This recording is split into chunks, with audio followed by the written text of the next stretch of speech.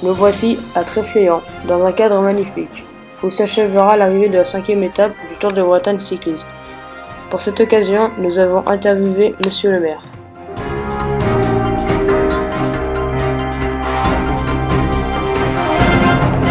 Combien de personnes sont-ils mobilisées pour cette journée-là? Alors ici, au niveau des services de la mairie, au niveau des services techniques, services administratifs et techniques, c'est à peu près une quinzaine de personnes. Oui. Et puis sur l'amicale cycliste, il y a plus de 80 bénévoles sur le circuit qui bloquent les carrefours, qui gèrent la circulation, et d'autres s'occupent de toute la partie montage des installations du Tour de Bretagne, etc. Donc ça fait en gros, on va dire, une bonne centaine de personnes qui sont mobilisées pour le Tour de Bretagne cycliste ici à Tréfléan. Pour imiter les grands cyclistes sur leur vélo, nous faisons un sprint de 200 mètres sur la route finale de l'étape du Tour de Bretagne cycliste.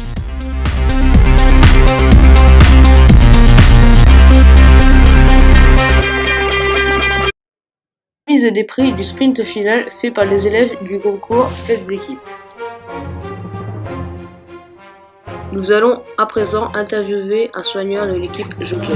Moi je suis soigneur, ça veut dire que je soigne les coureurs. Je masse au soir, je prépare le bidon, la nourriture, tout ça. Je conduis les coureurs. Mon boulot est être sûr que les coureurs doivent juste courir et dormir et mourir. Dans les derniers kilomètres, les coureurs ont dû parcourir 4 fois une boucle d'environ 11 km avant de franchir la ligne d'arrivée. Les spectateurs étaient nombreux au rendez-vous.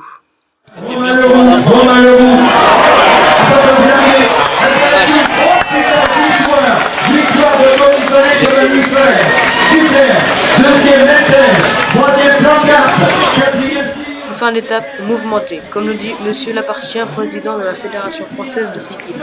Moi je pense qu'on a eu une superbe étape, une étape difficile, longue, avec du vent, de la pluie, et puis donc qui marque les organismes.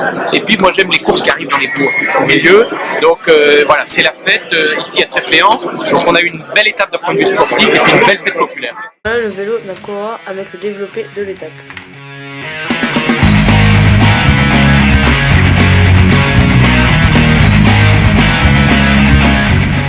Nous allons interviewer le vainqueur d'étape qui s'est donné à 100%.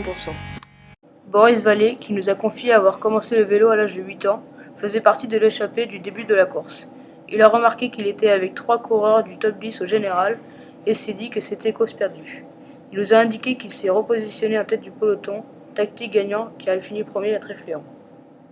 Voici la récompense de l'étape. Après cette longue journée, nous avons quitté Tréfléan.